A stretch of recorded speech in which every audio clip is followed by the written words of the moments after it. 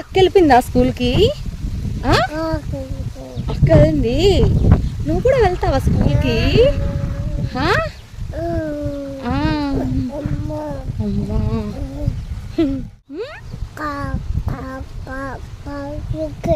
కమల్ హాసన్, నిన్న అంత యాక్ట్ ఇచ్చేసావు, ఈరోజు ఏమి సెకండ్ డే అప్పుడే మర్చిపోయావు అక్కని. ఏడుపు రావట్లేదా నీకు?